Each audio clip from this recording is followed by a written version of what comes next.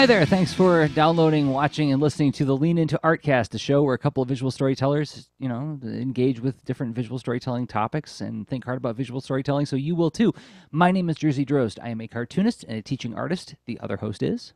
Hey, I am Rob Stenzinger. I am a user experience and game designer. Hey, Rob, how you doing? I'm doing pretty good, Jerzy. Feeling good, chipping away at getting some games out on more platforms. Games, yeah, man. So, Guitar Fretter is a game about memorizing the note positions on a guitar fretboard for bass guitar, 6-string electric, 7-string electric, and it makes that into pattern matching and whatnot to just help you encourage memorizing. And that's been on mobile for a long time. And both on iOS and Android. Fell off of Android, but then it's back. Woohoo! And then now new platforms, it's available on Windows and Mac. And I'm really close to saying the same thing about This Panda Needs You as well. wholly owned and operated. Go to guitarfretter.com. Totally. It's That's exciting. Oh yeah, it is. It's fun. Oh, you know what? Successful unlocking of thresholds is such a satisfying feeling, isn't it? Wait a minute. Am I a contrast guy today? Wait a minute. So no, yeah, I mean, crossing a threshold is really, it's nice. It was really painful before that too. I mean, This Panda Needs You had its puzzles and challenges. Guitar Fretter, I mean, both of them had these roadblocks that definitely, I mean, maybe some of that will come up tonight because we have kind of a roadblocky type topic. Mm-hmm. But but we'll see. In particular, I think we're thinking about failure, right? Or I don't know, like failure along the way, hitting a bump in the road. Yeah, yeah. I when you're feel like trying I've been to saying a lot in the show in the last couple months how I have learned to embrace and almost enjoy the ambiguity that comes out of a project, and no comics project ever like happens the way I expect it to. I put up like a proposal, like I think this is a schedule. This is a ship date, and these are the ways I could do it, but I don't know what's going to happen in between. And it's not that I'm taking my hands off the wheel. It's more like different frictions happen that are unforeseen, and years of doing this has accustomed and having gone through it again and again has led me an acquired taste for it, where it's like, here we are. This is the part where I really don't know what's going to happen. Time to put my, turn my brain on and really crunch on this thing and see if I can solve this problem. That's inevitable. Which sounds realistic. Yeah. Right. I mean, it's mining your own experience. You're about to embark on something similar that has some of the unknowns you might know about, some of the unknowns you may not know about, but that there's probably some of that there in addition to the stuff you're confident about. Yeah. Right. And the more times you go through it, Brandon Dayton just dropped a video on this, actually, like this whole idea of like the more times you go through the cycle, the more skills you acquire. So the ambiguity becomes less and less scary, becomes less and less like, and I really mean scary, right? Like I remember when I was trying to digitally paint for the first time not long ago, and I was live streaming it like a boob. I'm like, hey, everybody watch me try to do this thing live, and I'm trying to talk to you about my process while I'm also trying to learn how to do this. And that was the first time I ever took one of my videos down. I was like, yeah, this isn't even worth watching because it's listening to me like just grumble. But that moment when I realized I was way out of my depth and no solution seemed within my grasp, like that's fear. Like that's like a real sense of fear. So yeah, like it makes it less scary, like the more skills you acquire through doing it over and over again, of course. But it still doesn't take away, like there's still like a real unpleasantness about hitting those roadblocks. There's still a frustration.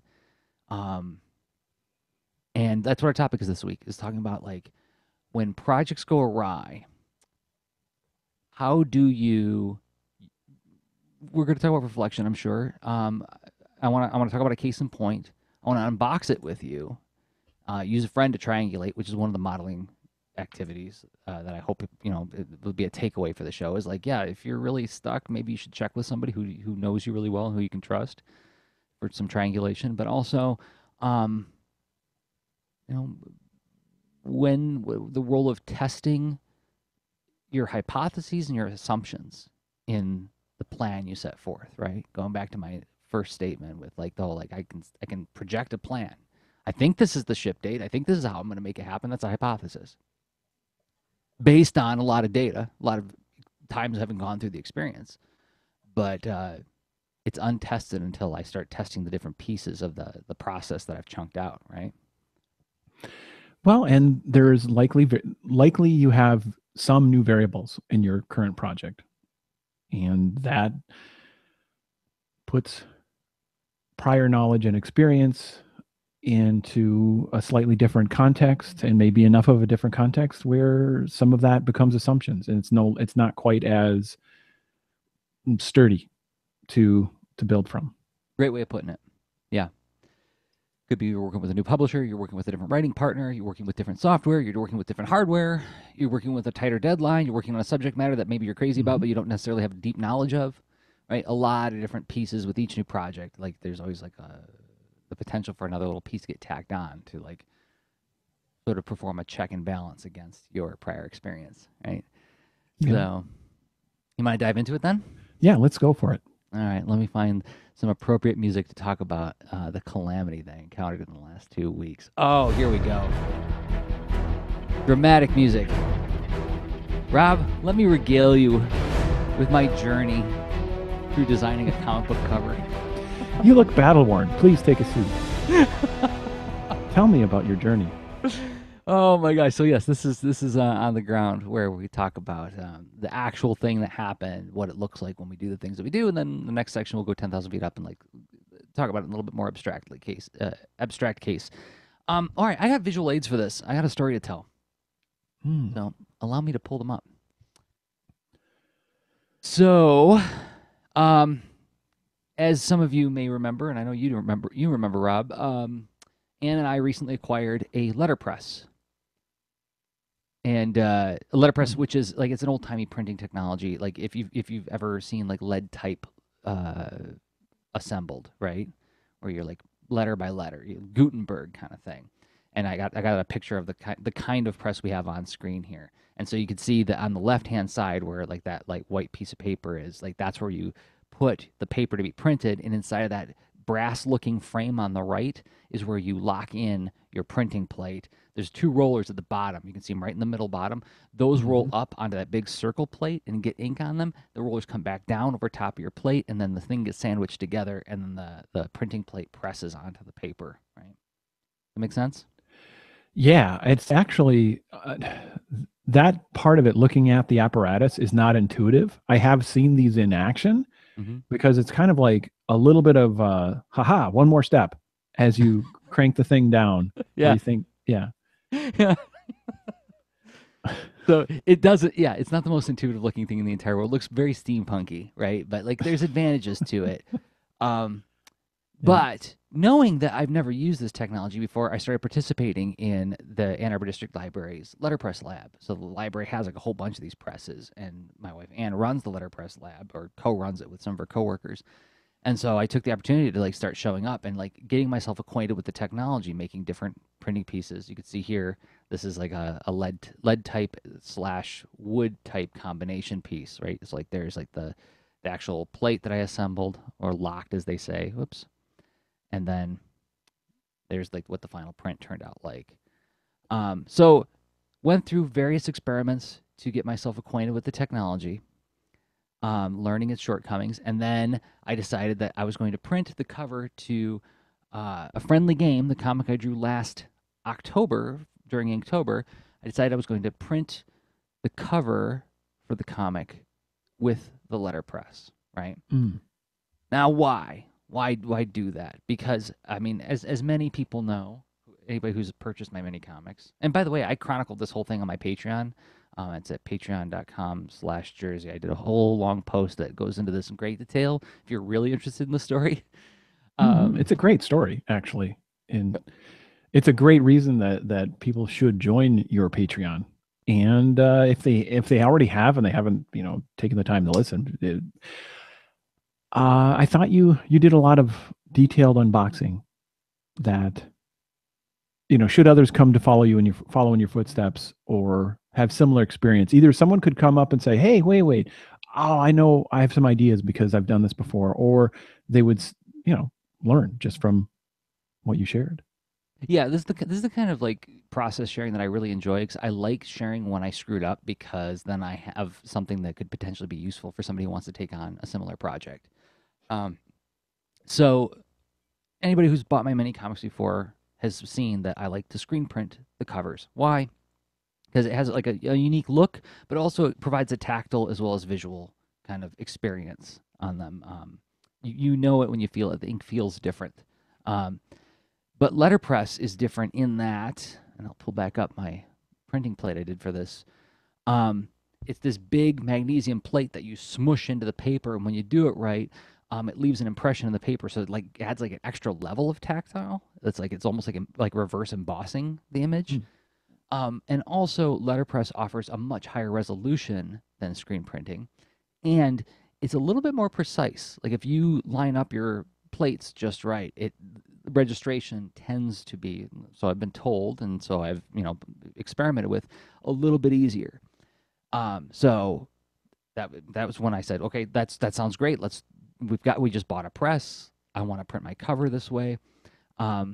So I designed the cover, and I actually like shared a whole bunch of sketches with my Patreon supporters, like a lot of different takes on the cover, and this was the most popular one. And I thought, well, that is great because it could do a cool wraparound, right? So you look at the front, and you got the characters running away from the swamp monster, and then when you open it up, you see like, oh my gosh, there's a lot more of that swamp monster than I first anticipated, and there's poor Maggie getting taken away by it, right? Really nice dramatic cover. I was really pleased with it, but presented a problem. My press is 5 inches by 8 inches. This mini comic is 5.5 by 8.5. So I got a half inch that I would be losing if I put all this art on one plate for our letterpress. So I crunched on it. I'm like, okay, what do I do about this? How am I going to solve this problem? Because I wanted this to bleed. That was part of the design. I don't want to have a black gutter there. That will look cheap to me. That will look like a compromise. Whereas if I have it bleed off the edge, that feels, I don't know, it just feels more professional. And also it's like, it's still, there's more there. There's more monster past the edge of the page, right? Mm-hmm. It's designed with a purpose. It's a great composition I mean, you're giving the impression that there's way more there. Where that interruption causing a gutter would break Right. the illusion. Totally. I feel like it would. So I crunched and crunched, and I'm like, well, wait a second. I've got a screen printing setup. What if I print the fill colors with my screen printing setup and then print the line art with the letterpress? Right. Then I only have to order one plate, which is what I did, which you can see there. I ordered it from Owasso Graphics in Owasso, Michigan. And then I can print while I'm waiting for the plate to come in. I can print the covers. So then, and there's a close up of the relief of the printing plate. It looks really cool. What an awesome artifact that plate is. Yeah, I really dig it. So then, one weekend, and I spent a whole weekend doing this. I decided to burn the screens and print the first two colors of the cover. And there's like, and that was another advantage to silk screening, is I was like, well, I can gain another color out of it. Instead of buying 3 plates, I buy one, print the other 2 colors on a screen printing setup that I already own. So I don't have to, like, I'm reducing my cost, and I'm getting extra flexibility out of this, right? So I laid down my white colors for my character fills, and then like a green shadow on the swamp monster, and got really nice tight registration on it because screen printing is like pretty flexible with registration. And look at that, like 200 covers printed over the course of the weekend. It was very, very satisfying.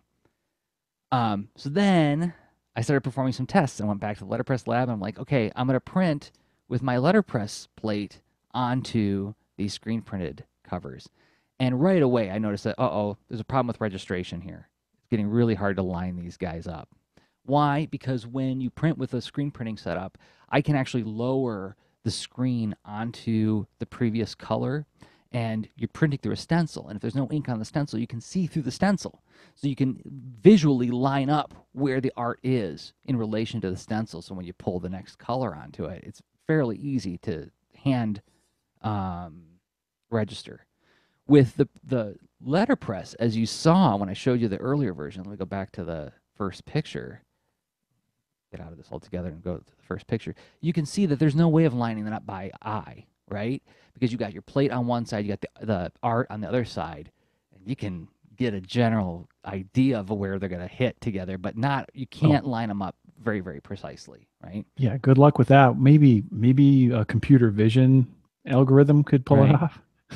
So, and I thought I found a workaround in that, and I was talking with some folks from a local letterpress organization. I said, well, like, what if I put a piece of cellophane over top of the printing area, and I pull one pass with the letterpress onto that cellophane, tape it down, and now I've got like a quick, I can just lay that cellophane down, line up the paper in alignment with the print that's on the cellophane, remove the cellophane, then pull my print, right? And they said, that sounds interesting. I wonder if that's going to work. So I tried it, and it kind of worked. And like when I go back to my examples of, pull that back up. I'm almost done with my story, I swear to goodness. So when I did these, I managed to get it pretty close. Like this print is like fairly tight, right? Mm-hmm. But it was very difficult, and it wasn't working. Like it was maybe working like 5% of the time, because even though I print on the cellophane it moves and it jiggles, and I don't know if I'm pulling it back to exactly where it was when I pulled the first print, right? But I thought, well, that's not insurmountable. I can nudge that. I can work with that at home. But then when I got home, I realized another problem. When I was screen printing the covers, back to screen printing. Even though I was getting tight registration, the entire image was shifting by the tiniest degree, like 2 millimeters, 1 millimeter to the left or right. And imagine 30% is shifted to the right, 30% shifted to the left, 40% is right where it should be, but they're all shuffled. And I have and with a discrepancy that small, I can't visually confirm which ones are shifted in which direction. So now I'm putting them on the press, and I'm trying to print them, and this last one was shifted too much left. All right, well, I'll move the guides where I put the paper so that to accommodate for that.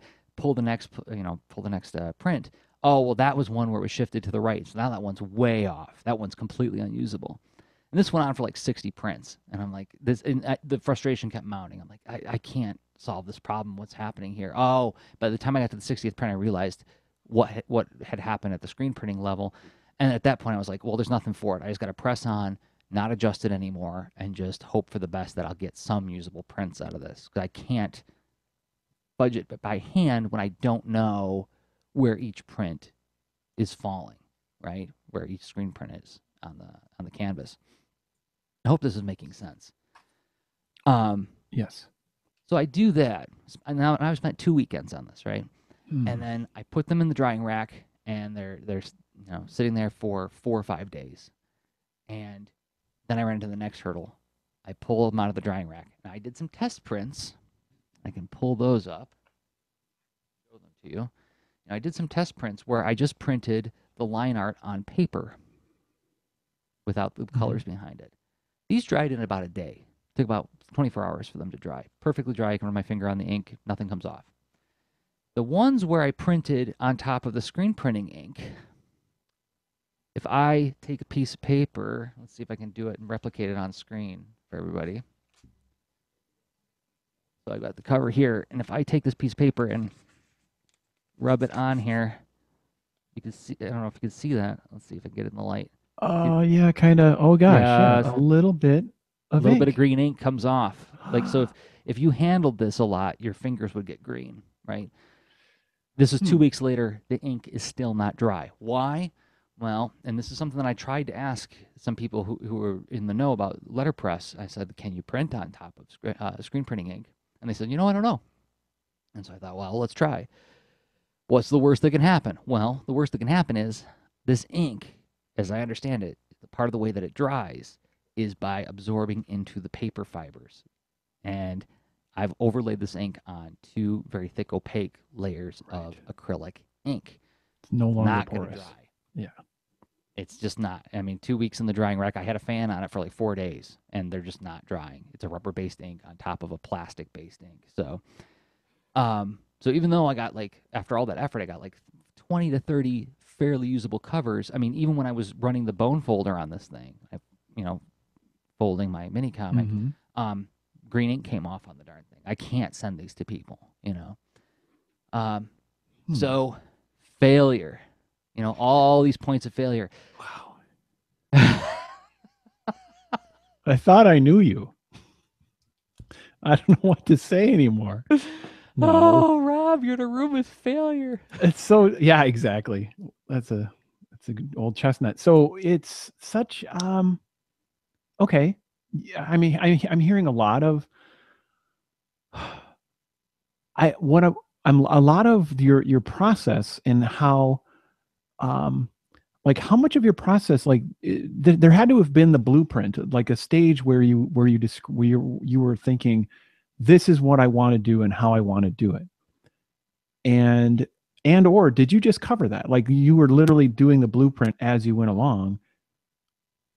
Like where did it get formed? Where it became this product that you saw, it needs to look this way and have these qualities, and now that's my target. That's my goal. So early on, when I was talking with people who use letterpress technology a lot, so the first step was we bought the letterpress, not knowing what we're going to do with it yet. Just like, ooh, this will be fun to explore making art with it.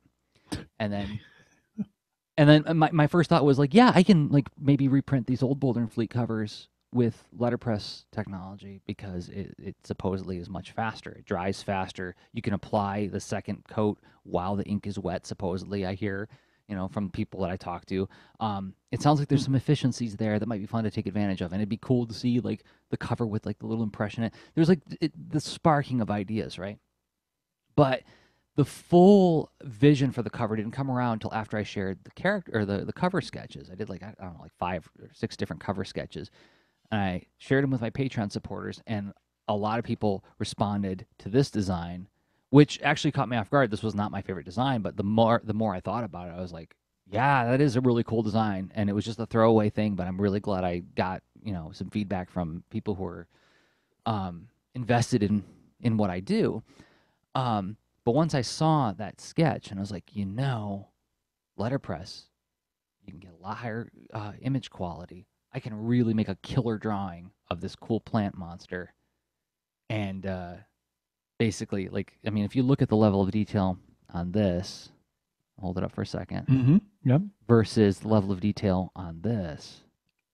Yeah. So I mean, one has like very like detailed texturing in the line work, and I mean, and that especially in all the characters, but especially the big swamp creature. And the other one is more. I think maybe it's similar in style in the line work, but there are less lines. Yeah. Right. By necessity, because I mean, and this is another thing from you want to talk about past experience. I ran into this with the Pickles and Taft cover. This one was originally much more detailed, and I was asking too much of the screen, so I wound up having to do a second burn where I simplified the drawing a lot more. Right. In order to work with the technology. So if I were to describe the moment when the whole plan came together, it was when letterpress equals higher image quality, easier printing experience. Conversation with Patreon supporters suggested this is the cover that is the most effective cover. Boom. Okay, let's do a really killer drawing and take full advantage of the high quality of letterpress printing and make something awesome with that, right? And then the limitations started lining up in the case of the press is too small for that image size. Okay, well, how can I break that image size apart to make it possible to print with this? Okay, I think I found a solution. I found a solution that's actually less expensive and offered me more colors. Awesome. Now I'm intrigued, right?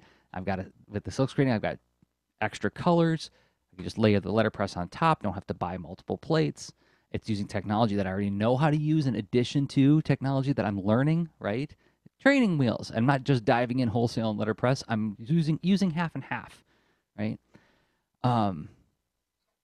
And yes, I did tests to see how the ink worked with different kinds of paper, but I hadn't done anything where, like, in retrospect, I wish I would have taken in some silk screened art that I had, like, because I've got like boxes of like failed prints. You know, like when I'm printing Boulder Fleet covers, like I'll have like maybe 20% of them don't work, like the misaligned or the ink doesn't go through all the way. So I just have this box of a whole bunch of spares, right, that I use just like for scrap. I could have taken one of those in, tried to print with the letterpress on top of that ink just to see what would happen. I missed that moment, right? I missed that opportunity to run that test before I dove in and spent. Like the regret for me is material cost. I used a lot of paper and a lot of ink, but also a lot of time. I spent 2 weekends that I could have used more effectively had I done more preliminary testing early on. There's a lot in there to unbox. Sorry. No, don't be sorry. It's a gift, man. This is okay. So you're starting to describe when you started testing, but then was there a point? And this is not, well, gosh, I feel like a product design lawyer here. I'm not trying to put you on trial. Okay, I'm trying to collaborate, like interrogate with the intent to explore maybe unexamined things, right? Maybe we won't come up with anything unexamined, but like maybe we will. I want to put a pin in that specific note, because I think that's some 10,000 feet up stuff that we can go into here. Because yes, I do not feel the least bit apprehensive about being interrogated on this. And I want to be interrogated on this. I think it'd be more useful to the show, and I think it'd be more useful to me. Because in a way, what we're using this as an exercise to do a retrospective, right? Yeah. To find out, like, I mean, you're describing a lot of steps that sound like they went right, but then there's some gaps where maybe things might have went off course. So how do we highlight those and gain the most out of mining this experience? Yeah, agreed. Yeah. So was there another thing you wanted to cover before we go to the 10,000 feet? I don't think so. I think that frames up like the sort of like the example failure. It's not done, right? Like I feel safe saying the word failure about this because I'm not done with it yet, right? I've got more steps that I can take and more stuff I can explore. So this particular part of the process, I've failed. But you could walk up to any runner at the beginning of a race and yell fail, right? Right. They have, yeah. Or you could say maybe as they round the first bend, fail. Like they didn't finish yet. They didn't ship a completed race, whatever. Right. I mean, yeah, you're still mid race. I'm still mid race, but yes, but there was a few days ago, a week ago, when I was pulling the letterpress prints, like I felt like I was almost done. I really felt like, we're almost done. Crack open the bourbon, And then it was like, no, you fool! You got to go back about 3/4 of the way and start over with a lot of your untested assumptions on this. So, yeah, maybe we can dig into that kind of assumption stuff in the testing part in the next section. What do you think? Love it. I think that's a great place to go.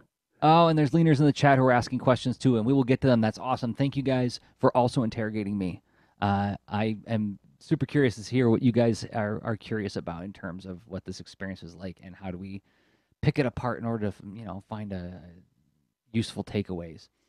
So in about a minute and 30 seconds, we're going to do just that. We're going to the second half of the show and do a little bit more unboxing, talking about strategies to concretize learning experience and learning how to identify parts where you should be doing more testing so as not to suddenly discover that the ink doesn't blend or dry.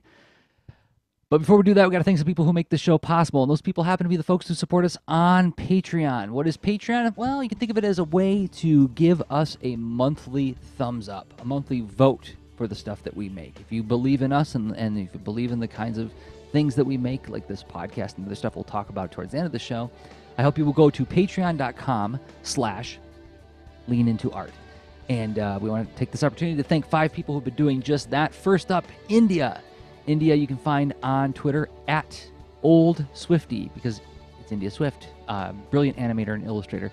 Speaking of brilliant illustrators, D. Jusan also supports us on Patreon. You can find D at D Jusan, Juusan. This great comic called Gray Is. Mike White. Mike White is Fe Follies on Instagram, another cartoonist who makes comics just for Instagram. You can read him at Fe Follies on Instagram. Also, Olivia Burton, and you can find Olivia at oliviabirdton.com. No, I was going to say .com. No, it's twitter.com/Olivia Birdton. Thank you, Olivia, for supporting us and believing in us. And finally, Kim Holm, longtime friend of the show. Kim, you can find at Drangeher Holm, another brilliant Norwegian cartoonist, fabulous artist. And yeah, we will put a link to his Twitter handle in the show notes. You can follow him. And I hope that, you know, if you want to join us on Patreon, it's at patreon.com/leanintoart, where you will find all the shows that we produce, as well as the extra leans, the shows that we record just for Patreon supporters. And it becomes an open mic thread where you can talk about whatever you want in a safe place where only other leaners have access. Yeah, thank you very much for supporting us, and for those of you about to embark on that adventure and discover the wonderful things that wait for you. In the extra Said the UX guy. Yeah, Extra Lean 112 was called Tattoo Book Club. What? Tattoo Book Club? Well, you can find all about it at patreon.com/leanintoart. Mm-hmm. Okay. Second half of the show. Hold on. 3, 2, 1, come. Here we go. Mm-hmm. It's the reason. Anyway, it's why everything happens, and including things, well, when we come in contact to our expectations not being met, when we come into contact with maybe some assumptions that we didn't realize we had. You've done this before. I love that I can make you laugh just by sincerely, like, yes, contact. Like, that means something that we're going to dive into. Enthusiasm's really great. Well, as is yours. Thank you. So, you did so much testing, actually. Like, when you share it, you're sharing your whole, you know, here's what transpired, and here are the stages, and here's a progression. And along the progression, there were many variables tested. Mm-hmm. So, when this is not to be prescriptive, and I'm not even sure if this is the same exact question I was looking to ask earlier, but like, how did that blueprint, it sounds like that when you landed on that, like, is that, how critical is that specific blueprint? Because it seems to me along the way, you encountered different potential viable products.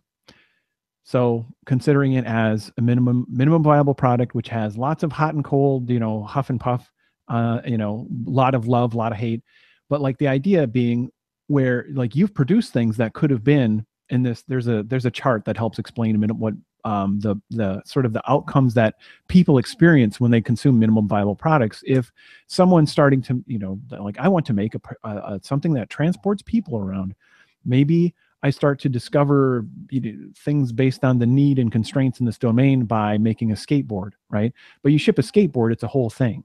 And then if you ship a skateboard as a scooter, it's a whole thing, right? But if you ship, then you do a motorized scooter, and then you do it, yeah.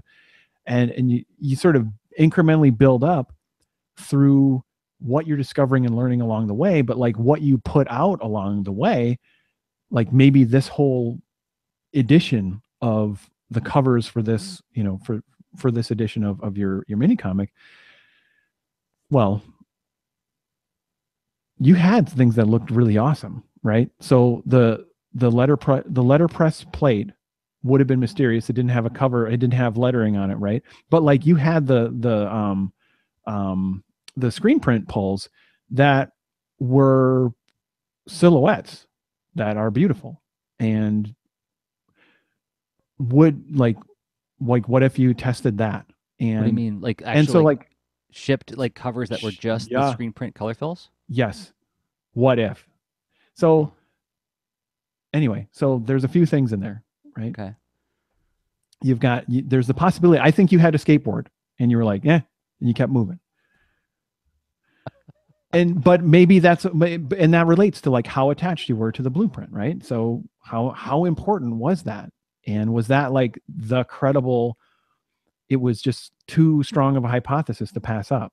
And so maybe it was still the right hypothesis, still the thing that was the minimum viable product.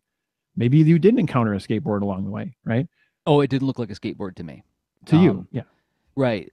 When I saw the screen printed cover, I thought it looked good. I thought, like, this is the beginnings of something that could look really good. I didn't think it looked like a product to me. Now, I can't say whether or not that was... What if you tested that? Yeah, I didn't test that. I did not.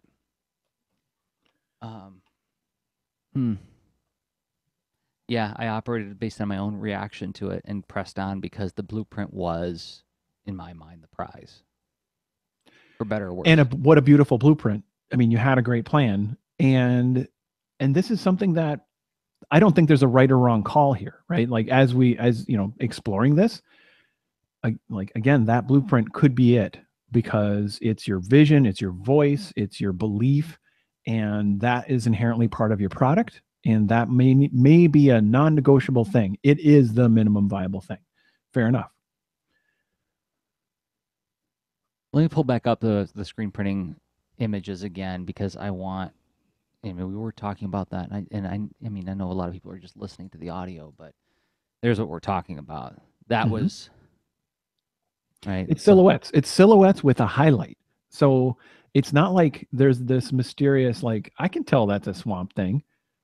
You know what? Yeah, you're right. I can tell that's a Swamp Thing, and this looks like a little bit of the kind of abstraction and mystery sort of approach. Oh, you're funny. I wish I would have saved some of these now. Oops. I printed out all of them except for one. I didn't see that until you pointed it out. Holy cow! It looks like an abstract, like kind of like in the vein of like a Saul Bass. A Saul Bass? No, who am I thinking of? Is that the one who did the like, Saul Bass, Alfred Hitchcock? Yes. Right? Posters. I believe so. Yeah. Holy moly! I did not see that before. To me, I saw that and I went, "Oh my gosh!" Like this was a minimum viable product. I had to write it down. In my perspective, right? So again, like this is just one signal. You could potentially pursue and test that. Funny. But that is not that is not an authoritative, like, this equals that kind of observation. It's no, but they're okay. So this is my takeaway: is that when that friction happened, when I was at the letterpress, what I should have done is I should have put it down, like at print 60, when I realized what was happening. Stop what I'm doing. Take 24 hours away from it. Triangulate with some buddies. Get some people to look at it because I'm not. All I had in my head was the picture of the finish line.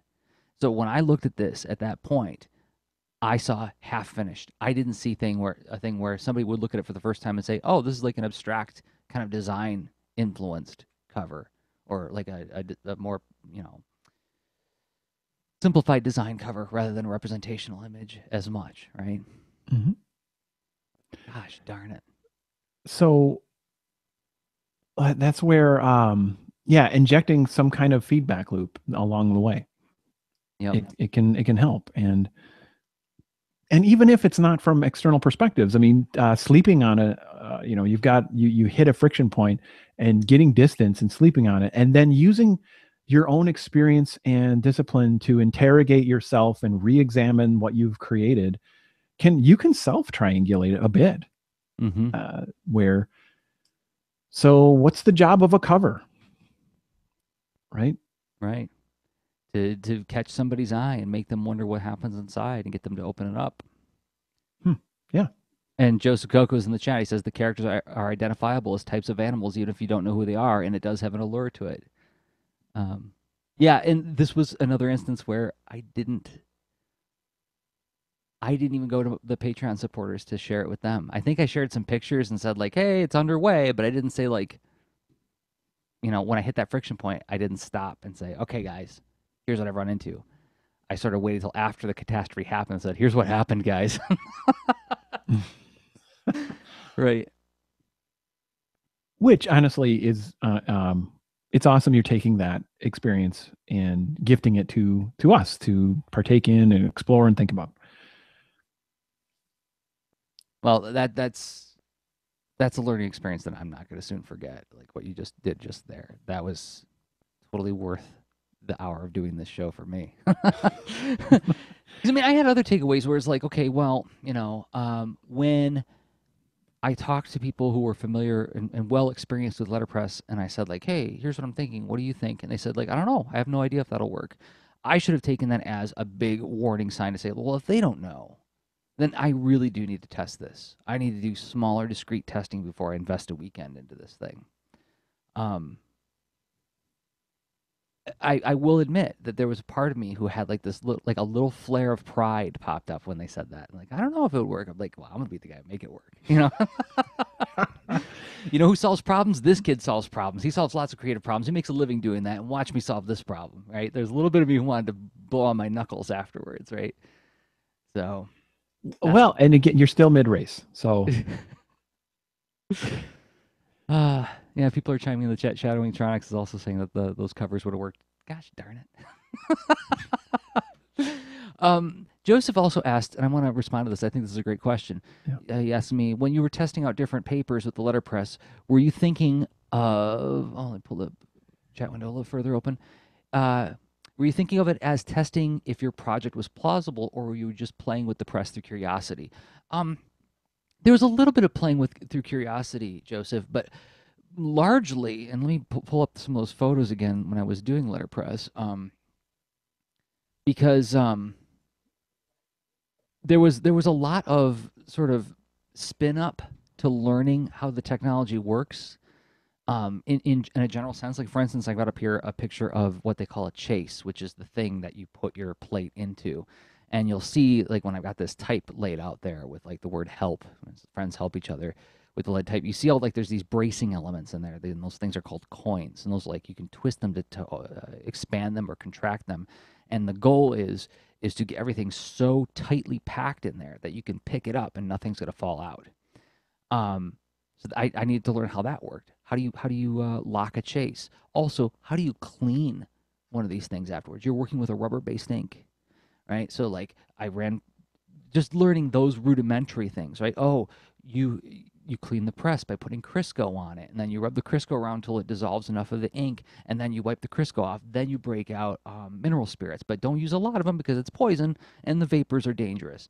Right, so dude, yeah, and so there's like a lot of trivial. Wow. Yeah, it's not trivial. There's like a lot of like potentially hazardous learning that I had to do. Like you really want to wear gloves because if you handle mineral spirits, it will get into your skin, it will get into your bloodstream. It's dangerous stuff. So it's not, it's there was like a lot of like procedural things that I was learning while I was doing this. But then yes, there was also things like when I first started planning this, I said, well, I want to do like how I've done my other Boulder Fleet covers. It's black paper with yellow fill for the heroes and some other highlight color, right? And I was told by some people, oh, letterpress ink is not as opaque as screen printing ink, so it's not guaranteed that it's going to print very well on dark paper, right? So that's where the blueprint changed for a while, and I was like, oh, I guess I got to print on lighter paper. No, wait a second. I'm going to test that. That was a moment where I was like, I took the advice, generated designs, didn't like the designs, and said, let me test this. I want to find out for sure if that's true. What is that bias called? Where it's like when you get on the scale and if you get bad news, you check it again. Whereas if you get good news, you only check once. Oh, shoot. I forget. Desirability, maybe bias, but yeah. Maybe. But anyway, so like then I took it as an opportunity to test. And that was one of the other letterpress labs where I was like, okay, I'm bringing some dark paper to the lab. I'm just going to print some fun things just to see what the ink does on different degrees of darkness of paper. So yes, there was an intention of trying to get closer to my blueprint, but there was also just like a lot of just playfulness in the spirit of, well, let's poke around the edges of this thing and see what I bump into in terms of like the rudimentary aspects of it, right? So one thing I'm hearing is that you did a ton of testing, right? It's not that you had a blueprint and then you marched off and just tried a thing. And I mean, you did a lot of testing. It just seems that with this project, there were just way more variables, like, or enough more variables beyond the, and I don't know, like sometimes I get it. Let's see, being an excited adventurer, making a thing and getting so satisfied about that and learning and whatever. Like this has caught me in the past, but like, some variables escape, right? Or just escape notice. And like, because you even had something from the experts in the medium, with the letterpress, that, well, just one more thing to test, right? And but yet there's so many promising outcomes from your tests that you were doing, right? I mean, how many negative outcomes did you have along the way? It seems like a lot of things, the things you tested, worked pretty well. Yeah, it didn't happen. The negative stuff didn't start happening until I started trying to put the letterpress ink on top of the screen printing ink. And like I feel like that's where I had an assumption that that really needed a test early on, and I regret not doing that. Um, and then like there's like in hindsight, I can come up with a bunch of different hypotheses as to why it didn't work with the screen printing ink. Like I said, like the absorption factor, also the warping of the paper. Like when you screen print in like large areas like this, it's very wet ink, and so it can actually like warp the paper a little bit, meaning that it's not going to apply as evenly when I do the final pass. Um, that that was another point where I could have compensated. I could have like something I'll do before I take the books to shows is I'll actually press them. I'll put them between heavy objects to flatten them, like you do with a flower, right? So Yeah. there's here's something I try to notice, but I don't always notice, is, so you were in this space of pure research, no, applied research, right? Where you were taking, tools and techniques that were known to succeed. But then I think you kind of stumbled a little bit into pure research, where we're like, I don't know. and that's fantastic and could be useful. You can discover things that create a huge advantage in your tool set, where you're like, well, I learned that. And what, you may share that and be excited and shout it to everywhere. But like either way, like you're covering truly new territory. Troy Shadowing Tronics in the chat is agreeing with you. He says it sounds like he did a lot of tests, but not the ones that I needed to because I didn't know that I needed to. Yeah. Which is like this kind of retrospective is a portion of the process to capture that. Yep. To concretize, like you said. Yeah. I mean, I can do, and I've done reflection. I mean, I recorded a Fabulous Secrets microcast that I posted on my Patreon. I wrote a blog post about it on my Patreon. I've captured notes in my notebook about it. But then I thought, as a way to encapsulate the whole thing and like sort of round off the end on the reflection, is to talk with a friend about it, right? Talk with a friend, get their point of view, find out what questions they're at ask of you. And lead you to interesting things like, hey, another thing you didn't think about was the stages of, well, that metaphor of like, I want to make things that move people around. Oh, a skateboard, I want an electric bike, or I wanted a motor scooter. Well, a skateboard moves people around. Does it? Wait, it does. Oh. Well, I think that's another one that would be a lot more, I'm going to try to be more alert to in the future, pay more attention. And honestly, like, again, this is it's like a huge asset that you're modeling for all of us here, right? Is the willingness to inquire upon things that may not have felt awesome. Oh, okay. Yeah. Let's make that the closing thought. Can we talk about that as a closing thought about like the feelings that one goes through and the mindset? Because like there were some very kind people who, after reading the Patreon blog post, were like, I'm really glad that you're taking this so well, Jerzy. I'm like, well, I really wasn't 2 weeks ago. And said, at one point, she's upstairs and she's like, okay, what's happening down here? Because I hear a whole lot of angry grumbling. This does not sound like a lot of fun is happening down here, Yeah, let's talk about that. Let's talk about like that mindset, and also like why I really wanted you to come at me and interrogate me on this. Jesse Kaufman's in the chat too, and he asks, I've heard of people using hairspray to seal ink. Is there something like that you could add to seal the ink? You know, there is workable fixative, which I've used in the past to seal pencils. Like when I do pencil sketches, and if I don't want to ink them or anything, it's a very toxic spray, and so yeah, it'd be the kind of thing where I'd want to go outside to use it. And I only bring that up because in case anybody decides like, oh, I want to play with that too. It's a very toxic spray. You want to use it in a very well ventilated area, but it's essentially an aerosol can that you spray on, you know, like pastels, any kind of loose art that can smudge easily. Charcoal. Yep. Yep. Yeah. I don't know if that would work on this. Jesse, thank you. I might have to give that a try and see if I can salvage some of these covers to create some kind of like Patreon exclusive. I'm telling you what, I'm not going through printing these again. Not like that. But if I can now they're such an artifact. You know, like they've been imbued with so much narrative and story surrounding them. Yeah. Yeah. Well, no, and that was the funny thing, is I wanted to get at least like 30 workable ones that are like reasonably okay, and I was going to call them the You're in a Room with Failure edition. That was only for my Patreon supporters. It's like sign it, you know, on the inside it's like You're in a Room with Failure. Boom, this goes on the mantle. Every time you hit that bad point in the project, here it is. It's looking you in the eye. It's saying, yep, I'm here for all of you. Every one of you get to live with me for a day. Right, and it's an artifact that shows that you working through it, it becomes, and this is probably cheeseball, but it's a giant learning opportunity. It really, really is. Well, let's get to that after the break. Sounds good. What do you say? Yes. Shadowing Trunk says, is any part of this process not going to kill you? You know, comics are heartbreaking. They're also toxic. Who knew? Oh yeah, another thing. Using a ventilation hood, like if you have a make space near you or something like that, that's a great thing, because then you know where the fumes are going to go. Yeah. Absolutely. Okay. Well, in about a minute and a half to 2 minutes, we will close their final thought, talking about like this mindset thing and like getting to that place where you can triangulate in a safe way. How do you do that? Before we do that, we got to thank some more people who make this show possible, and those people happen to be us, Rob. We make stuff. We do.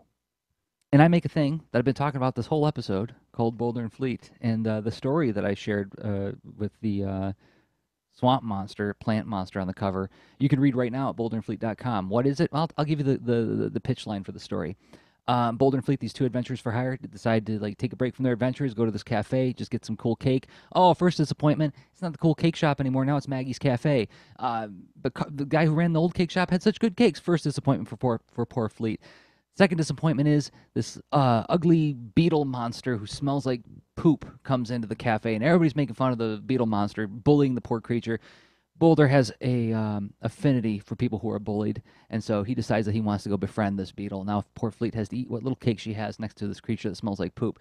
Next point of difficulty is one of the bullies is getting really bullyish. He starts bullying Fleet for hanging out with this poor beetle creature, and it turns into this game of 5 stone to prove that who gets to stay in the cafe, who gets to leave. And things escalate, and it ends with a giant living mulch, a living, rotting vegetation creature attacking the cafe, and poor Fleet has to team up with this smelly beetle creature to help save everybody. You can read it right now at boulderfleet.com. Also on Instagram, boulderfleet, on tapas.io. And, of course, I mentioned the Patreon earlier. Rob, you make a game. I do. And it's called This Panda Needs You. This Panda Needs You is it's a mellow game where you stack bricks, stack blocks. They're different shapes, different colors. And what matters is that you need these things to actually balance on each other and to fit the pattern that you initially encounter. What happens is this panda comes walking along, and here's a stack of blocks, no big deal, until a cloud knocks them down, and now it's your job to put things right. That's why this panda needs you. And right now it's available for iOS. It works on your iPhone and iPad, and you can learn about it by searching for it in the iTunes App Store, or go to this-panda.com to learn more about it. Soon to be on more platforms, Windows and Mac. And if you do purchase the app, A great thing you can do is after playing it for a few minutes and seeing that Rob is absolutely right, this is a lovely game, giving it a star rating in the App Store would help more people find it. But let's say you're here just because you like the show. You just like listening to the way we break down ideas. You don't care about reading the Boulder Fleet comic. You just want to hear about the experience of making the Boulder Fleet comic. That's fine. That's fair.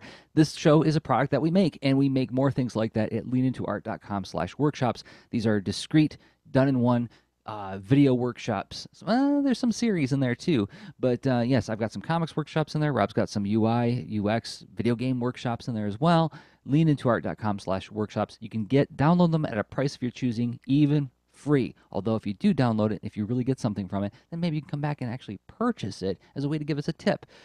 If you have done all that, you've read their comics, you played the game, you've downloaded the workshops, a great thing you can do right now that costs you nothing but a few seconds of your time is giving the video a thumbs up if you're watching it on YouTube, or if you listen to it on a podcatcher like iTunes, you can give the show a star review in the iTunes podcast listing. That helps more people find us. It raises our rankings in search. The more people that experience the show and fall in love with the show, the more it becomes sustainable, the more people support us on Patreon, and everybody wins. And come on, when you love something, you want to tell the whole world, right?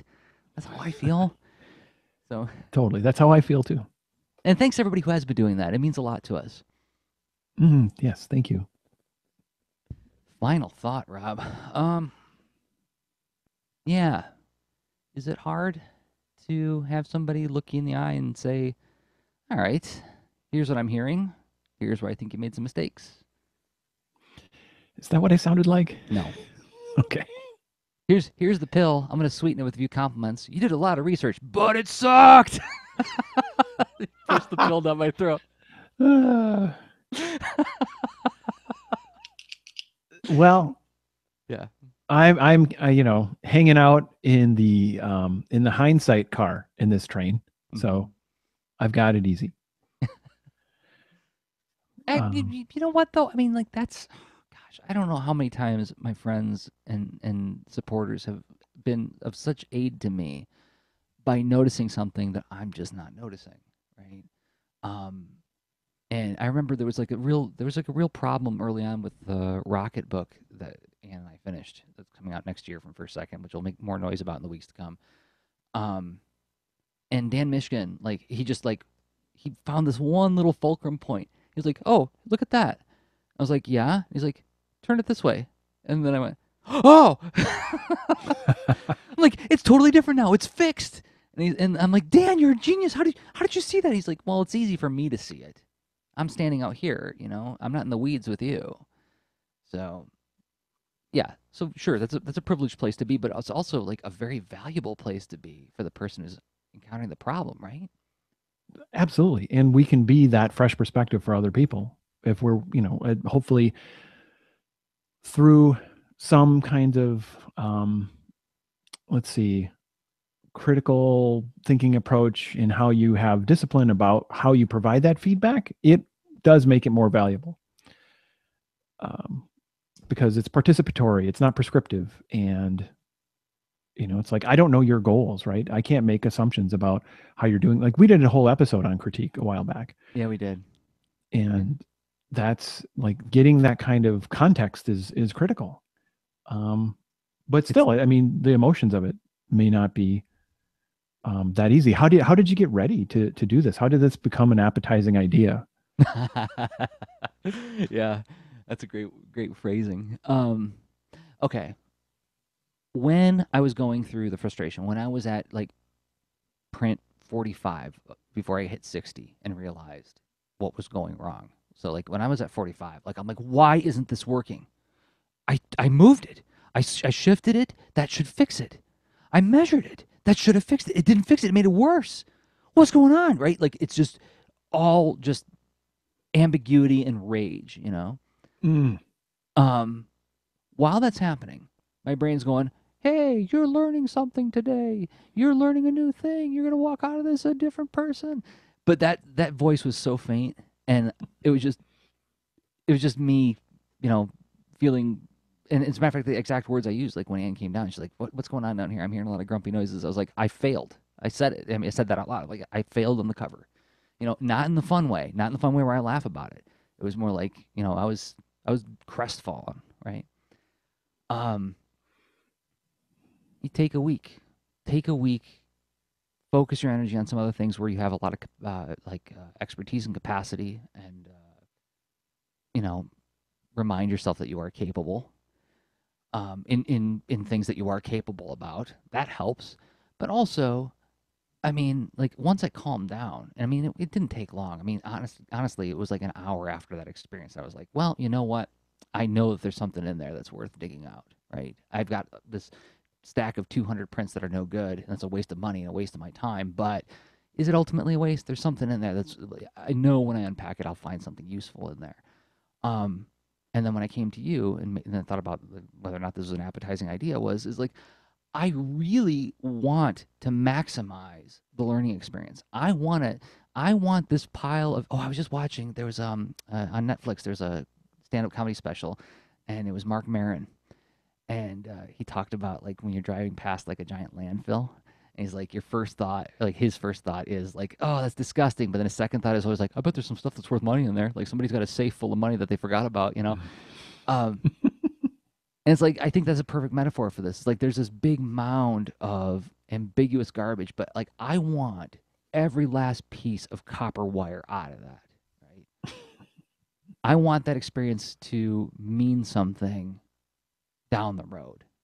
I want this to be a good story to tell. I want it to be B, something where I came out the other side a better and more attentive artist as a result of that. And if that means getting told by a friend of mine who I have a lot of respect for that you didn't think this through all the way, did you? Which you didn't say, but I've been on the receiving end of that before. It's like where like they lean over, and I've had like very kind friends say, do you know what you're doing here? Which isn't a fun thing to hear, but on the other hand, it's like, no, tell me, so I can do it better, right? So that's, I don't think it's me necessarily like taking it in stride as much as like almost fiercely wanting to extract full value out of the thing. Hope that doesn't make me sound too industrious. That's nothing to be ashamed of. I mean, it's easy to get to I don't know, gripe and throw aspersions to like, oh, that sounds so stereotypical of like, oh, dust yourself off, and now think about how how'd that dust get on you, and now you're all the better for it. Keep at it. Yeah, you know what? Yeah, you're talking to the guy who ends his microcasts with morals from He-Man episodes. So okay, I think that this was a pretty solid moral from He-Man episode. Oh, Troy Shadowing Tronics is in the chat, says and bring up Magic School Bus. There's another good one. It's like Ms. Frizzle says, take chances, make mistakes, get messy. Did she really say that? Huh. That sounds like almost a Robism. Well, that's a huge compliment. I would happily be like Miss Frizzle. So, okay, I mean, and that is what we do. Like your experience in making your art is a huge tool. Your tools and disciplines and mindsets and all that. I mean, this is an asset. This is the mine where you pull gold from, and or not, and then maybe you're good. Maybe you implicitly magically turn that into a tool and a benefit and experience that you just instantly avoid. Or I'm a fan of doing the explicit reflection and you get in there, you mix it up and you try to figure it out with intention. It's not it's not a blame game. That's not constructive, because part of the emotional journey is like at some time it's like your own emotions settle down. They are temporary, right? And then at some point, then you probably feel safe to explore it. Say, hey, I got this mine of, I don't know, there's some failure in this mine. Can you come in? Can you come in here with me? And I think you got some failure all over the walls.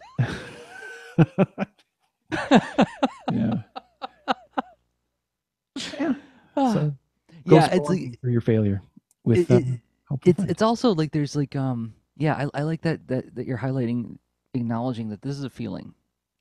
And, let's go to the end of Moana, right? It doesn't define you, right? It's just a feeling. And like, we can quote Remo Williams, like, you feel cold, you feel hungry, you feel feelings. These are not who you are. So I think that perspective helps me a lot in this situation, where it's like, I'm not necessarily coming at it in this like this disheveled, bent over humbleness. It's more like I come in with almost like an urgency, like, tell me what happened here, right? Because I'm not seeing something, or maybe I am seeing it all, but I need confirmation. Need somebody else to look at this with me so I can figure out if, like, am I crazy? Here's what I've discovered so far. Here's what I've unboxed. So, yeah. What do you think? I think we did a podcast. Me too. All right.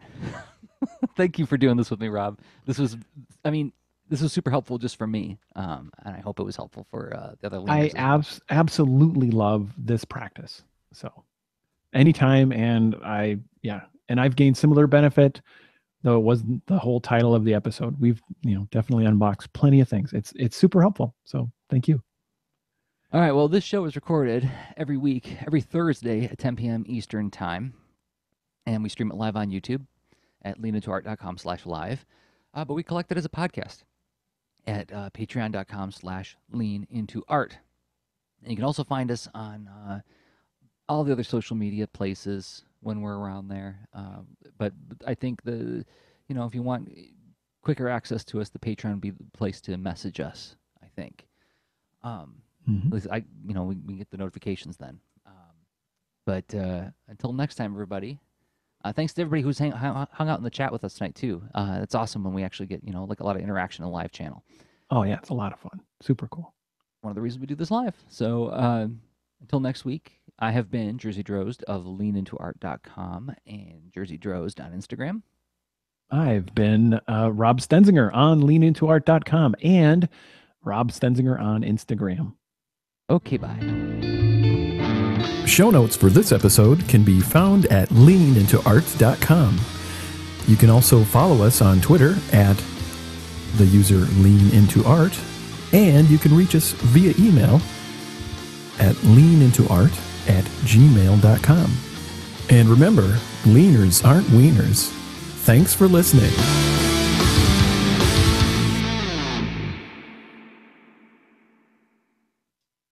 All right, stream's shutting off. Thank you, everybody. Good night. Good night.